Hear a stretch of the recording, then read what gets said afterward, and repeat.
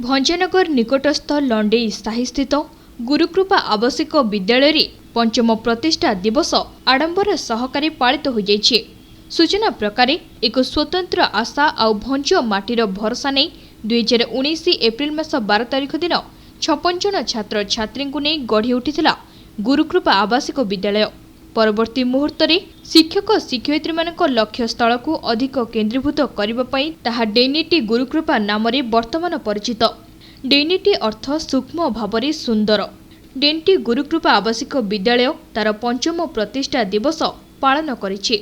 एही कार्यक्रम में मुख्य अतिथि भावे अनुपम बानर्जी, मुख्य वक्ता भावे जगबंधु जेना, सम्मानित अतिथि भावे संतोष जेना, विद्यालय ट्रस्ट अध्यक्ष सुब्रत षडंगी, सभापति सूर्यनारायण दोरा, अध्यक्ष अभिराम भूया, उपाध्यक्ष प्रकाश चंद्र प्रधान उपस्थित थिले। शिक्षयित्री अरूपमा पट्टनायक मंच परिचालना करथिले। विद्यालय समस्त शिक्षक और शिक्षयित्री एही कार्यक्रम में सहयोग करथिले। विद्यालय रे एही उत्सव रे समस्त अभिभावक उपस्थित रहिथिले।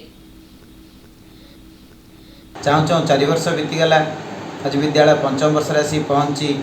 ये 4 वर्ष केमी भाव में पड़ी आम मैंने मन पड़ूनी किंतु जहा हो आज गछ अंकुरोद्गम होती बर्तमान शाखा प्रशाखा मिलला। निश्चित विश्वास जे गुरुकृपा जो स्वप्न देखी बहुत जल्दी साकार आगे जाऊँ। देखो आम अनुष्ठान विश्वास करे शिक्षा एक प्रस्तुति जीवन पाई तो खाली सर्टिफिकेट धरले हेनी।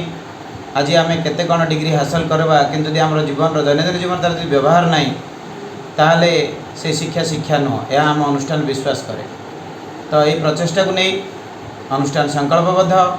वर्तमान कोरोना समय जो दुखद समय थिला सी पलि जाइए ये अंचलवासी सहयोग तथा समस्त अभिभावक ये जो आमर ये पाखापाखि अंचल फुलबाणी भी अच्छी आप जानते कंधमाल जिलार अंचलवासी आउ ये जो भंजनगर अंचलवासी सहयोग आज ये शाखा प्रशाखा मिली। ये निश्चित भाव सक्सेस हम ही हम।